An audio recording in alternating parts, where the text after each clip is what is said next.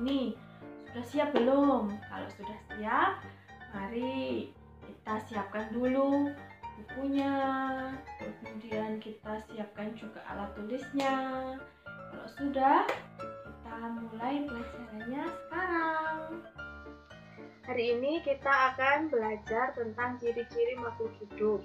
Manusia, hewan, dan tumbuhan adalah makhluk hidup.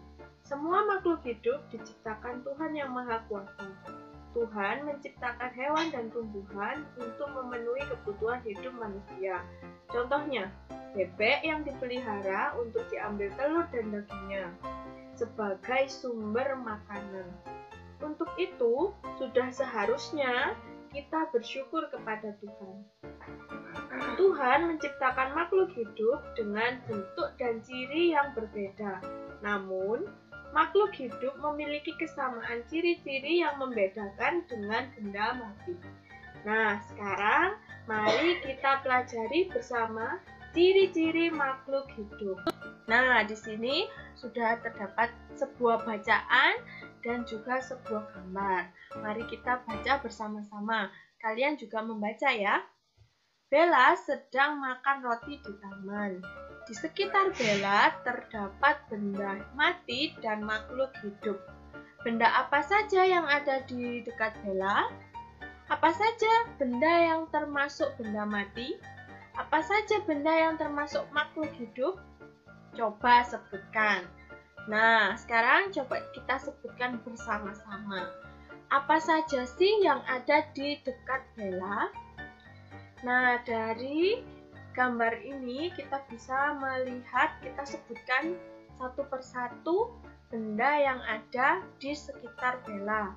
Yang pertama, yang ada di samping Bella ada piring.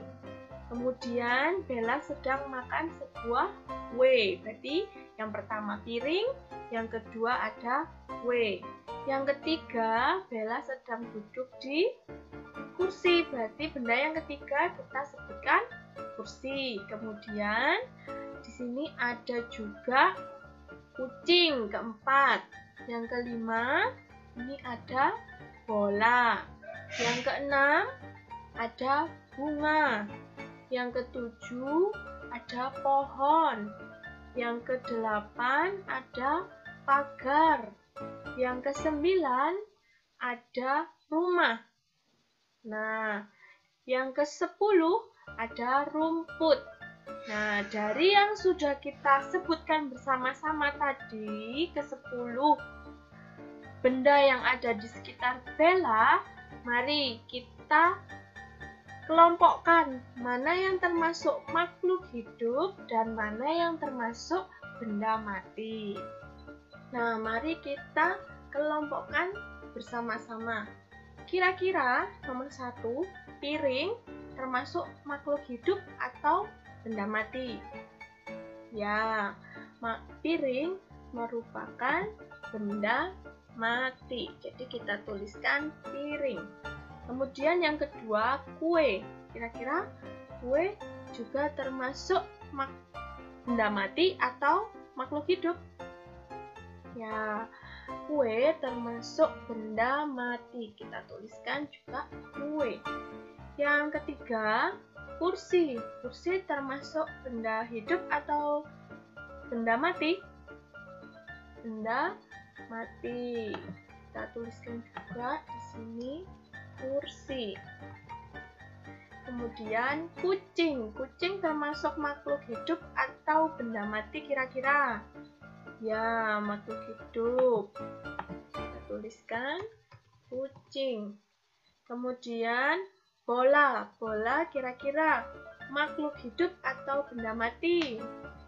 Bola termasuk benda mati. Kita tuliskan bola. Kemudian bunga. Bunga kira-kira termasuk benda mati atau makhluk hidup? Ya, bunga termasuk makhluk hidup. Kita tuliskan bunga. Kemudian yang ke-7, pohon. Pohon termasuk apa kira-kira? Pohon termasuk makhluk hidup. hidup. Kita tuliskan juga pohon. Kemudian yang ke-8 adalah pagar. Pagar kira-kira termasuk makhluk hidup atau benda mati? Ya, pagar termasuk benda mati. Kita tuliskan pagar. Kemudian yang ke-9 ada rumah. Kira-kira rumah itu termasuk makhluk hidup atau benda mati? Rumah termasuk benda mati. Kita tuliskan rumah. Yang terakhir, rumput. Rumput termasuk di makhluk hidup atau benda mati? Rumput termasuk di makhluk hidup. Jadi kita tuliskan rumput. Oke. Nah, kemarin Bu Fani juga sudah memberi kalian tugas untuk membaca ciri-ciri makhluk hidup. Nah, di sini ciri-ciri makhluk hidup itu yang pertama, makhluk hidup memerlukan makanan. Kita semua perlu makan. Bukan hanya kita, tapi hewan, tumbuhan juga memerlukan makanan. Yang kedua, makhluk hidup memiliki ciri-ciri yaitu adalah bergerak. Nah, ini contohnya ada kuda yang sedang berlari, bergerak, berpindah dari tempat yang awal menuju tempat yang berbeda. Itu namanya berpindah. Nah, yang ketiga yaitu tumbuh. Ini di sini contohnya adalah tanaman. Awalnya tanamannya itu berbentuknya biji. Setelah ditanam, dia bisa tumbuh. Ada yang menjadi bunga, ada yang juga menjadi pohon. Dan yang ketiga, berkembang biak. Nah, berkembang biak ini dicontohkan. Di sini ada ayam. Awalnya ayamnya cuma satu.